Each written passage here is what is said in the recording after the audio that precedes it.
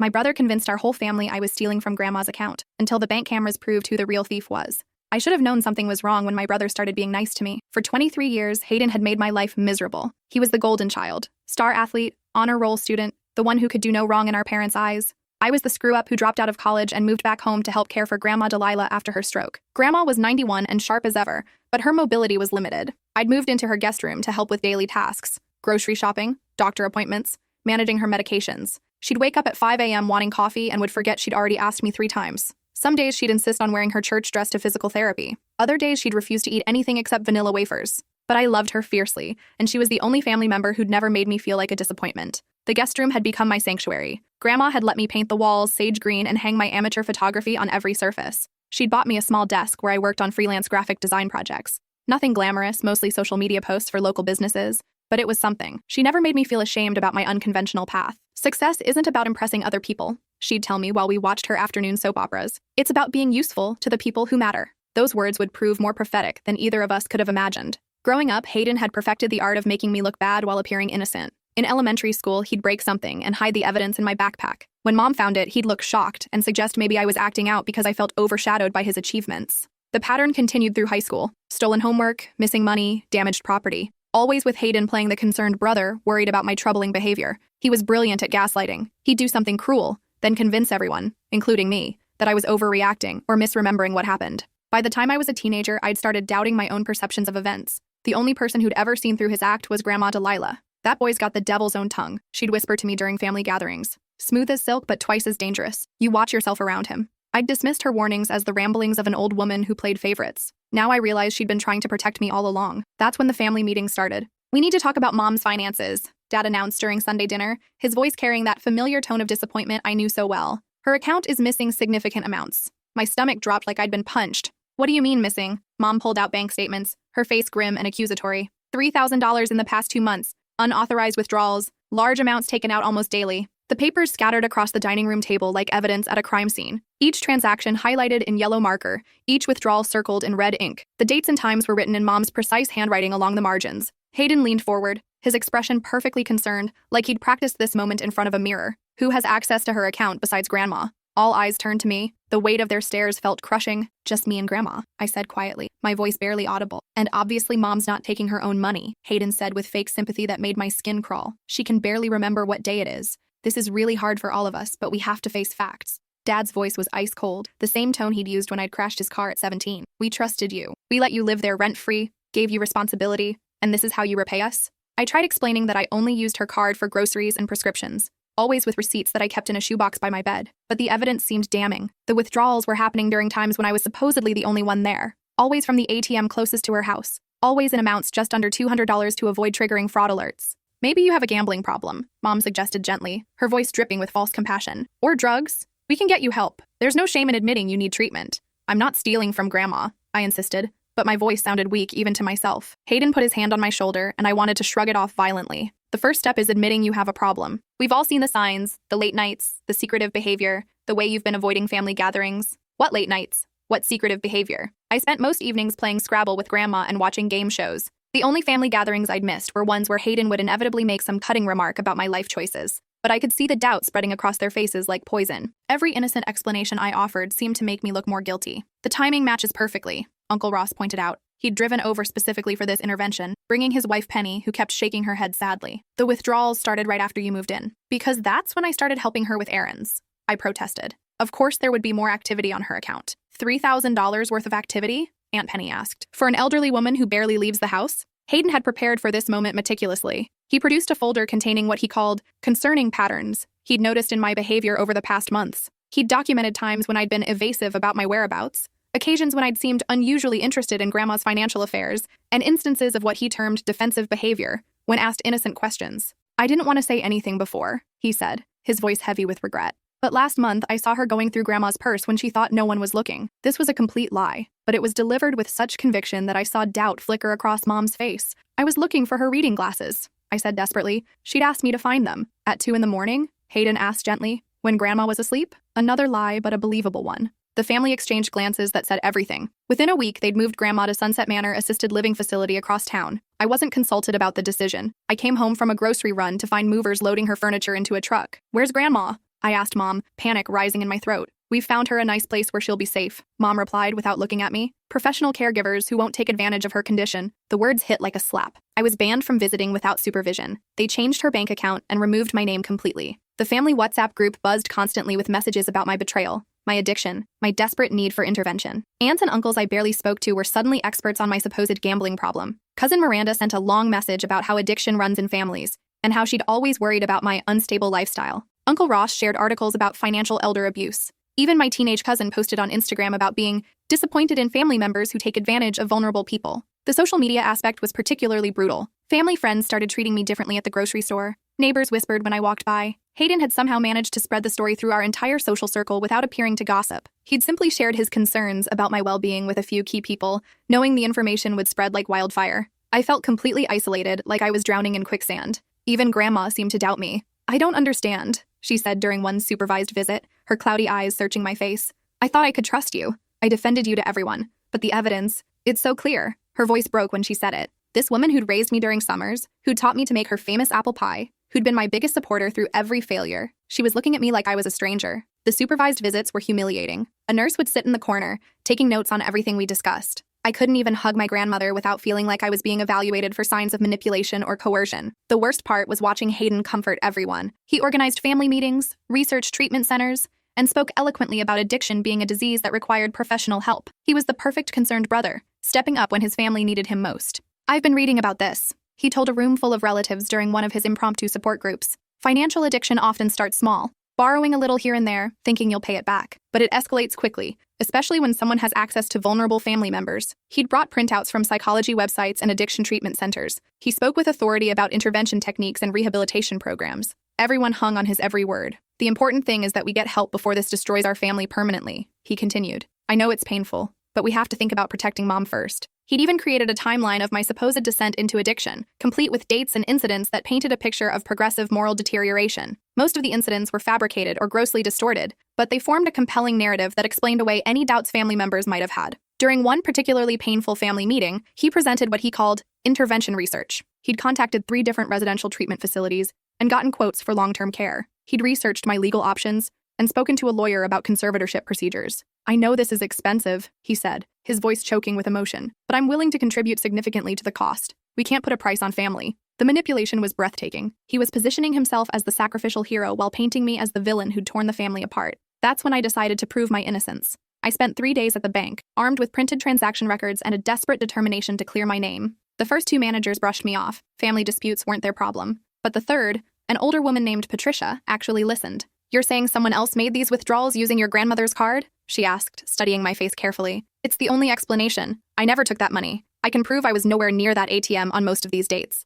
Patricia studied the records with the attention of someone who'd seen similar cases before. "These are all from the same ATM. Do you know our cameras keep footage for 90 days? My heart raced. "Can we check? Normally we'd need a police report, but..." She glanced around and lowered her voice. "My own daughter went through something similar. Family members stealing and blaming her. Let me see what I can do." Patricia disappeared for 20 minutes. When she returned, her expression was serious. "I can show you the footage, but if we find evidence of fraud, I'll have to file a report with our security department." "Please," I said. "I just want the truth." An hour later, Patricia called me into a small office with a computer screen. The room smelled like stale coffee and had motivational posters about customer service covering the walls. "These are the timestamps for the disputed transactions," she said, pulling up grainy security footage. "Let's start with the first one." The first video showed the ATM on a Tuesday afternoon. I watched the timestamp crawl forward until 2:47 p.m., the exact time of a $400 withdrawal. A figure approached the machine wearing a dark baseball cap and sunglasses, inserted a card, and made the transaction. It wasn't me. It was Hayden. "Oh my God," I whispered, my hands shaking as I gripped the edge of the desk. Patricia switched to the next transaction. Thursday morning, 11:23 a.m. There he was again, wearing different clothes but clearly recognizable. His distinctive walk, the way he held his shoulders, the expensive watch he always wore,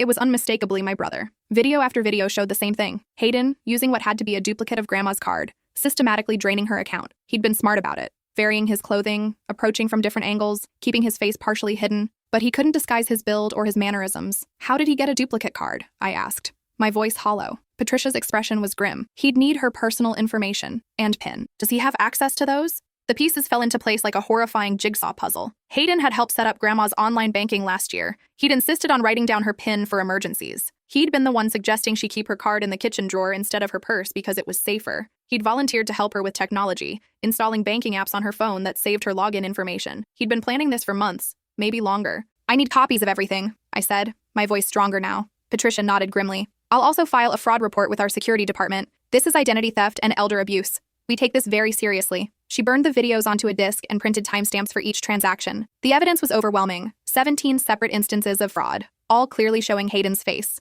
Patricia also provided me with additional documentation I hadn't known existed. The bank's fraud detection software had actually flagged several of the transactions as suspicious due to their timing and location patterns. However, since the transactions were under the daily limit and the account holder hadn't reported them, no action had been taken. Your brother was very careful about staying under our automatic fraud triggers, Patricia explained. But the pattern is clear once you know what to look for. Armed with video evidence and fraud documentation, I drove straight to the police station. My hands were still shaking as I walked through the doors, carrying the folder that would either vindicate me or destroy my family forever. The detective, a tired-looking man in his 50s named Morrison, initially seemed skeptical. His desk was covered with case files and empty coffee cups, and he looked like he'd seen every family drama imaginable. Family disputes usually work themselves out, he said without looking up from his computer. Maybe try mediation first. This isn't a dispute, it's theft. I slid the video screenshots across his desk. My brother stole $3,000 from our 91-year-old grandmother and framed me for it. The detective's demeanor changed completely as he reviewed the evidence. He called over another officer, Sergeant Williams, and they spent 20 minutes going through every piece of documentation. This is pretty clear-cut, Morrison said finally.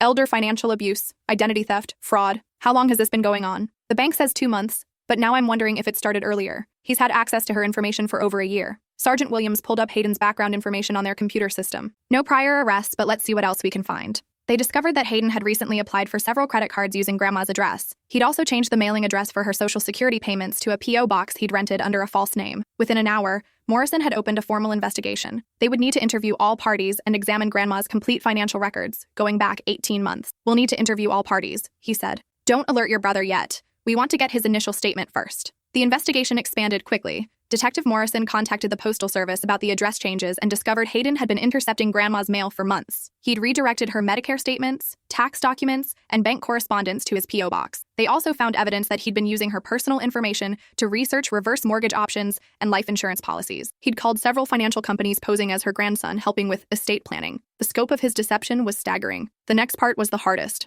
Waiting. For 3 days, I said nothing while the police built their case. I watched Hayden continue his concerned brother act, organizing another family intervention for my supposed gambling addiction. We found a really good residential treatment program, he told our parents over dinner. It's expensive, but we can't put a price on family. I'm willing to help with the costs. The irony was sickening. He was volunteering to pay for my treatment with money he'd stolen from our grandmother. He'd even prepared a speech about how addiction had taken me away from the person I used to be, how he'd noticed changes in my behavior months ago but hadn't wanted to believe it, how the family needed to come together to support me through recovery. I blame myself, he said, his voice breaking with practiced emotion. I should have intervened sooner. I should have seen the signs. During one of these performances, he produced a journal he claimed to have been keeping about my concerning behaviors. The entries were dated going back 6 months and described instances of me being secretive about finances, defensive when questioned, and evasive about my daily activities. The journal was entirely fabricated, but it was written in Hayden's careful handwriting and looked authentic. He'd even smudged some entries to make them look older. I started documenting things because I was worried about bringing accusations without proof, he explained to our parents.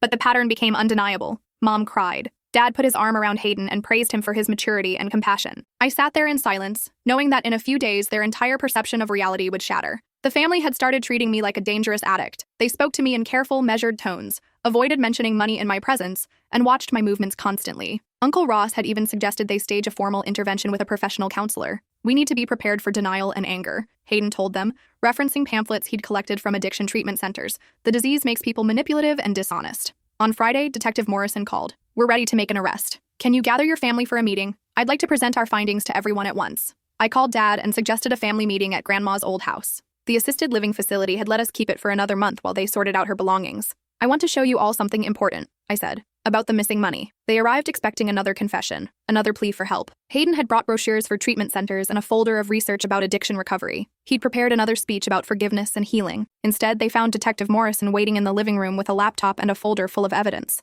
What's going on? Hayden asked, but I could see fear flicker behind his eyes for just a moment before the concerned mask slipped back into place. We've completed our investigation into the missing funds from Mrs. Delilah's account, the detective announced, and we've identified the perpetrator. He opened his laptop and showed the bank footage. The first video played, Hayden at the ATM clear as day. The room erupted. That's impossible, Mom gasped, her hand flying to her mouth. Dad just stared at the screen in shock, his face cycling through disbelief, recognition, and horror. Hayden's face went white, but he tried to maintain his composure. This is some kind of mistake. That's not me. The video quality is terrible. That could be anyone. We have 17 different instances, Detective Morrison continued, playing video after video, all showing the defendant using a duplicated bank card to steal from his grandmother's account. The detective had edited together a compilation that made the evidence undeniable. Different dates, different clothing, but always the same person, always Hayden. Furthermore, Morrison continued, we've discovered that Mr. Rivers has been intercepting his grandmother's mail, redirecting her financial statements, and using her personal information to apply for credit cards and research financial products. He spread out photocopies of credit card applications, postal service change of address forms, and phone records showing calls to various financial institutions. You're lying, Hayden shouted, his careful facade finally cracking. He lunged toward the laptop as if he could somehow delete the evidence. 2 officers who'd been waiting outside stepped into the room. Hayden Rivers, you're under arrest for elder financial abuse, identity theft, mail fraud, and conspiracy to commit fraud. As they read him his rights, Hayden's mask slipped completely. He looked directly at me with pure, undiluted hatred. You did this, he snarled. You turned them against me. You've always been jealous, always trying to destroy what I built. No, I said calmly, my voice steadier than I felt. You did this when you decided to steal from our grandmother and frame me for it. But he wasn't done. As the officers cuffed him, he continued his rant. I was protecting her money from you. I was keeping it safe until she really needed it. You would have wasted it all on your pathetic little projects. At least I was going to put it to good use. The delusion was breathtaking. Even caught red-handed, he was trying to paint himself as the hero. I was going to pay it all back with interest, he continued, his voice getting more desperate. I had investments lined up. This was just temporary borrowing. If you hadn't gone to the police like a vindictive little... That's enough, Detective Morrison interrupted. Save it for your lawyer. Mom was crying hysterically. Dad looked like he'd aged 10 years in 10 minutes. After they took Hayden away, the room fell silent except for Mom's sobbing. I'm so sorry, Dad finally whispered, his voice barely audible. We should have believed you. We should have investigated before making accusations. How did he get her card information? Mom asked between sobs. I explained everything. How Hayden had volunteered to help with Grandma's banking. How he'd convinced her to write down her PIN. How he'd gradually gained access to all her financial information under the guise of helping her navigate technology. He's been planning this for over a year, I said. The only thing he didn't plan on was getting caught on camera. Detective Morrison had left copies of all the evidence. As we reviewed it together, the full scope of Hayden's manipulation became clear. He hadn't just stolen the money, he'd orchestrated the entire frame job. The timing of his accusations, his sudden concern for family finances, his push to move Grandma to assisted living, it was all designed to isolate me and make me look guilty while he continued stealing. He was going to let you take the blame for everything, Mom said, her voice hollow with realization. The detective's investigation had uncovered even more. Hayden had researched my daily routine, timing the withdrawals for when I was most likely to be at the house. He'd made sure the ATM was close enough to seem plausible,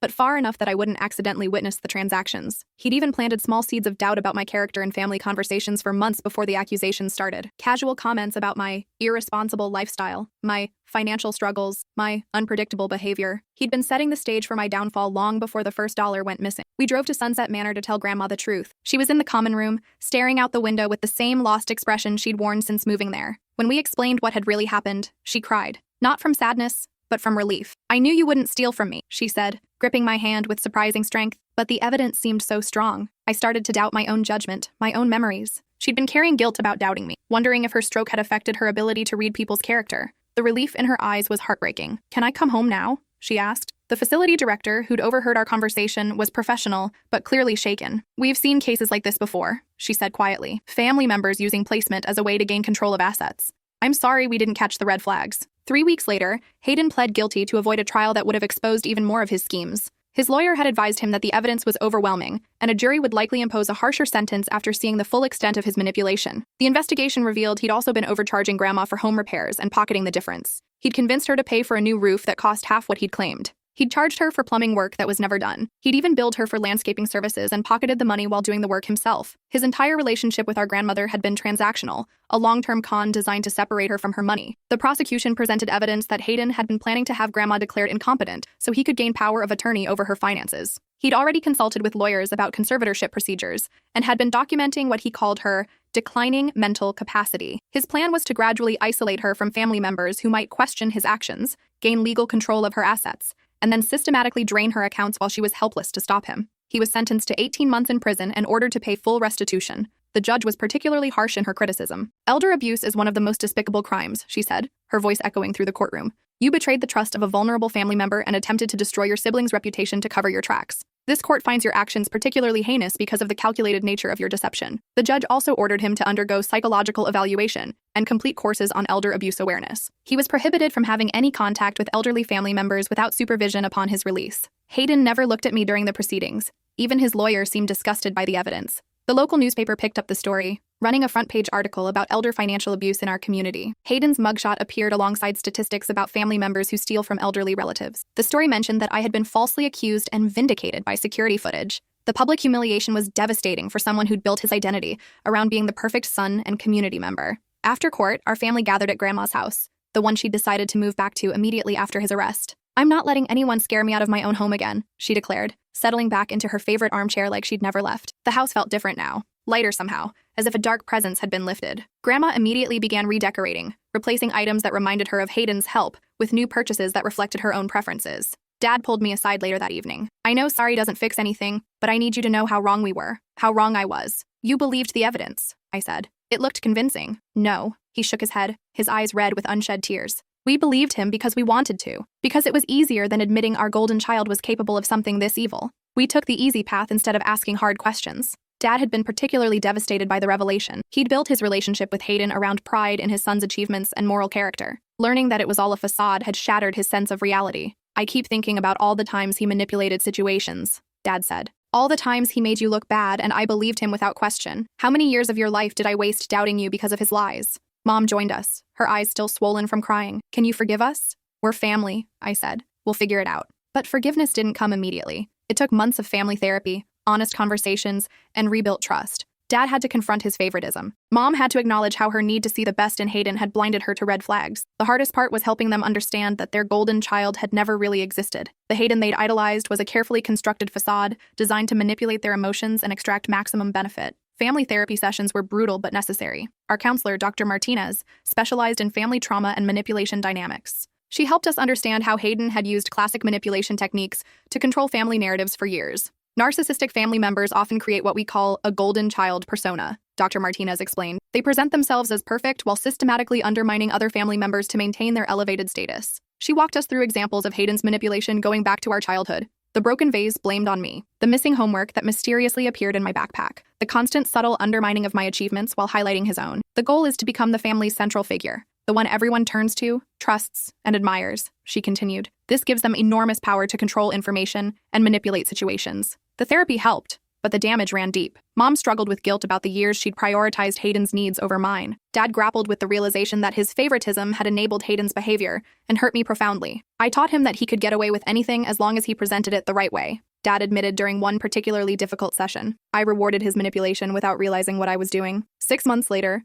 Grandma asked me to move back in with her, not as a caregiver, but as her roommate and business partner. She'd decided to start a small consulting business, helping other elderly people avoid financial scams. "Who better to help than someone who's seen it all?" she said with a grin. We printed business cards that read, "Delilah's Defense, Protecting Seniors from Financial Predators." She'd give presentations at community centers about warning signs of elder abuse. I'd handle the technology side, website, social media, online resources. The irony wasn't lost on either of us. Hayden's attempt to destroy my life had actually led to something better than I'd ever imagined. Our first client was Mrs. Peterson from down the street. Her son had been slowly draining her checking account while promising to invest the money for her retirement. He'd convinced her to sign documents giving him access to her accounts, then systematically transferred money to his own investments. "I trusted him completely," Mrs. Peterson said, tears streaming down her face. "He's my only child. I never thought he'd steal from me." We helped her document the theft and contact authorities. The pattern was eerily similar to Hayden's scheme: gradual access to financial information, manipulation of trust, and systematic theft disguised as helpful financial management. Her son was arrested within a week.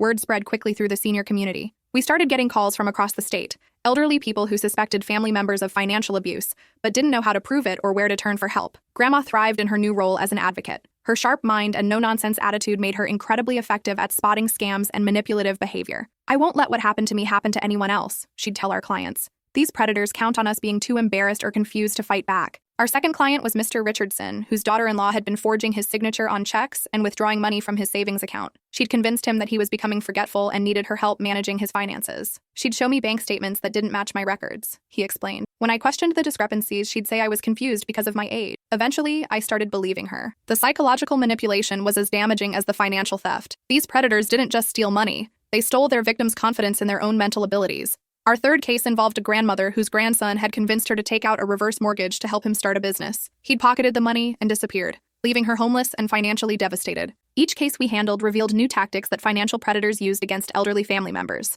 We began documenting these patterns and sharing information with law enforcement and social services. Within a year, we'd helped prosecute 12 cases of elder financial abuse. Our success rate caught the attention of the State Attorney General's office, which invited us to participate in a task force on elder protection. Grandma became a minor celebrity in senior advocacy circles. She testified before the state legislature about the need for stronger elder abuse protections and appeared on local news programs to educate seniors about warning signs of financial exploitation. The best defense is education, she'd say during interviews. When seniors know what to look for, predators can't take advantage of them. Meanwhile, reports from prison indicated that Hayden was struggling with incarceration. He'd been placed in protective custody after other inmates learned about his crimes against an elderly family member. Apparently, even criminals have standards when it comes to elder abuse. His cellmate told prison officials that Hayden spent most of his time writing letters, not to family members but to lawyers and journalists, trying to convince them that he'd been wrongfully convicted. He claimed the bank videos were doctored and that I had somehow orchestrated an elaborate frame job. The delusion was complete. Even in prison, facing the consequences of his actions, he couldn't accept responsibility for what he'd done. Last week, I got a letter from Hayden in prison. It was 3 pages of self-pity and blame, how the family had driven him to steal, how I'd ruined his life by pressing charges, how everyone would see the truth eventually. He claimed he'd been planning to pay the money back once his investments matured. He said he'd only framed me to protect the family from embarrassment while he sorted out the financial situation. He insisted that if I'd just talked to him privately instead of involving the police, everything could have been resolved quietly. The letter was full of phrases like, "if you really cared about family," and "your vindictive nature has destroyed everything." Even from prison, he was still trying to manipulate the narrative. He wrote about how difficult prison was for someone falsely accused, and how the other inmates treated him poorly because they didn't understand the complex family dynamics that had led to his situation. "I'm surrounded by real criminals," he wrote. "People who actually intended to hurt others. I was trying to help the family even if my methods were unconventional." The letter ended with a request for money for commissary items and books, along with a veiled threat about what he might do when he was released if the family didn't support him during his incarceration. I threw it away without finishing it, but not before showing it to Dr. Martinez during our family therapy session. "Classic manipulation," she said after reading excerpts. "He's trying to maintain control even from prison. The threats, the guilt trips, the attempts to rewrite history, it's all textbook narcissistic behavior. Some people never learn, but the rest of us do. Mom and Dad visit regularly now, and our relationship is stronger than it's ever been. They've had to confront uncomfortable truths about themselves and their parenting, but that honesty has brought us closer together." Uncle Ross and Aunt Penny publicly apologized for their accusations and donated money to our anti-fraud business. Cousin Miranda deleted her Instagram post and wrote a long apology message about jumping to conclusions. The family WhatsApp group now shares articles about financial literacy and elder protection instead of gossip and accusations. Dr. Martinez helped us understand that healing from family manipulation takes time. There are still moments when old patterns resurface, when Dad automatically takes Hayden's side before catching himself, or when Mom makes excuses for behavior that hurt me. But the difference now is awareness. We recognize these patterns and address them directly instead of pretending they don't exist. The local community has also been transformed by our experience. The Senior Center now offers monthly workshops on financial protection. The police department created a specialized elder abuse unit. Local banks implemented additional security measures for elderly customers.